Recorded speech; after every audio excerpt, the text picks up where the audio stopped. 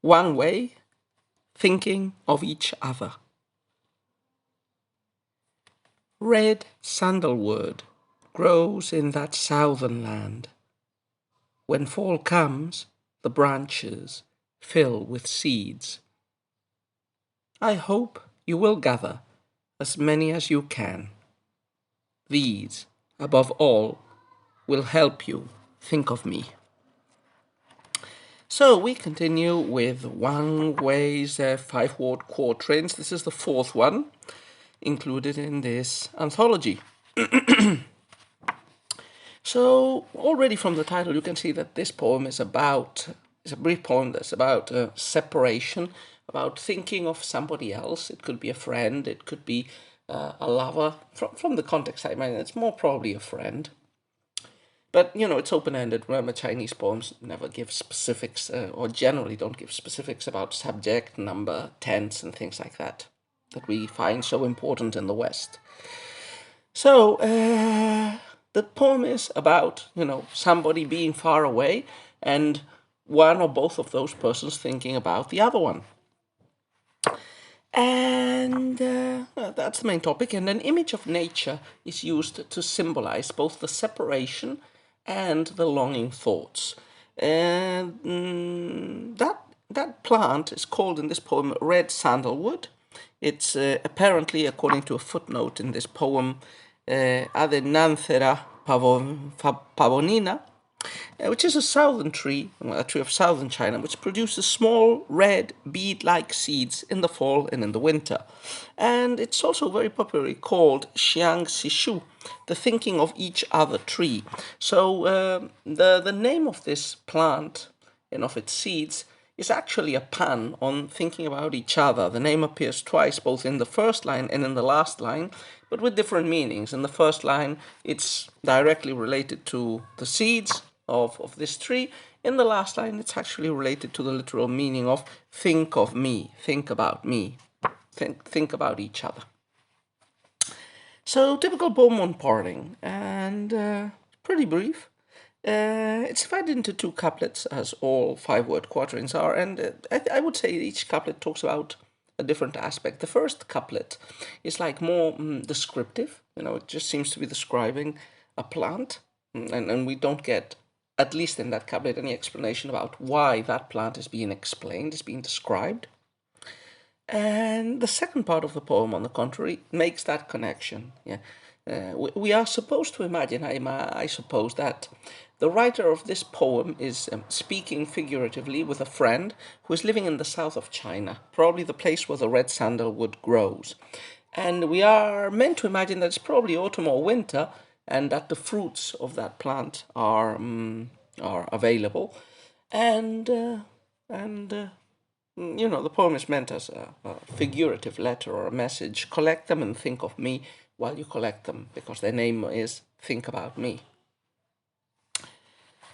So let's take a look at the poem couplet by couplet, as I said. First couplet.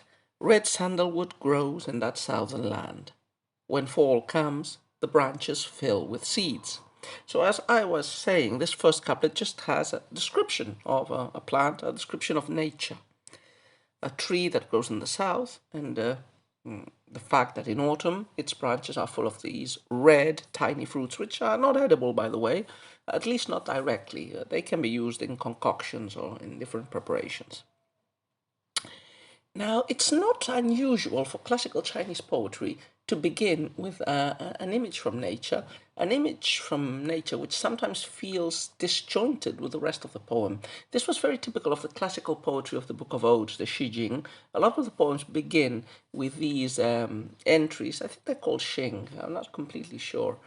And they're, these views of nature, which, sometimes you can see the connection between that natural nature background or image that appears in the beginning of a Shijing poem and the rest, but sometimes you can't. So, for example, one typical example, the first poem of the Shijing is Wang cry the ospreys in an island in a river. So the image a priori doesn't seem to match the rest of the poem, because the rest of the poem is about a nobleman, a son of a prince, who is in love with a woman and longing to marry her. So not too much of a connection a priori with, an osprey, which is a type of river falcon, hunting fish and singing in an island in the river. Apparently, the connection is that Wang Wang, the onomatopoeic cry of the osprey, is meant to. I think it's meant to sound like "come come" or something like that in classical Chinese. So the connection would be that this image of nature, especially the sound created by the osprey, seems to connect with the longing of the prince. There's another one, which is probably my favorite poem in the Xi which is about a dead doe. I don't remember the exact starting line, but it's something like, "In the forest there is a dead doe. Rushes cover it."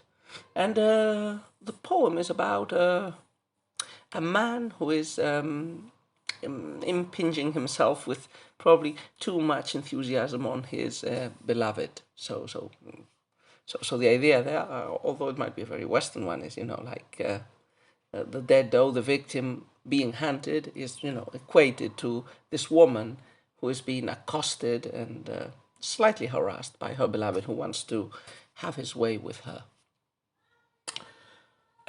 So in these two cases, it's pretty clear, but there are other ones in which this natural image that starts the poem in the Xi Jing does not match the rest of the poem. I've read somewhere some explanations that the first couplet might be related to the music that would accompany the poems in the Book of Odes, music that has been lost many centuries ago, or that it might have been a tone setter, like this natural image creates a tone, whether it's sad or longing or happy or whatever, that is meant to extend to the rest of the poem, even if the subject matter is not directly related to that image. So this poem feels a bit like that, although of course in the second couplet that we're going to comment in a minute, the connection with the first couplet does become evident. So it would be more like the Osprey's song that I just mentioned, or the Dead Doe poem. So back again to this poem. Remember, we have red sandalwood. When fall comes, the branches are full of seeds. So this first couplet was descriptive. The second one is more like instructional, and the poetic persona speaks directly to his friend, to the receiver, to the hypothetical receiver of this poem, at least the intended audience. "I hope you will gather as many as you can, as many seeds. These, above all, will help you think of me." So the poet clearly tells to the other partner, gather these seeds. The seeds, these thinking of each other seeds, will make you think about me just as I think about you.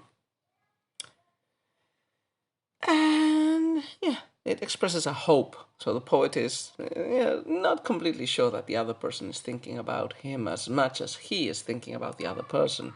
And then this appears a lot in many love or separation poems between friends. And I think that's all. It's a pretty simple poem, not much else to say about it. So a pretty straightforward depiction of longing for a friend who's far away, patterned with this natural image of this red sandalwood tree and its bright red fruits, whose name, as we say, evokes the very idea of thinking about somebody else.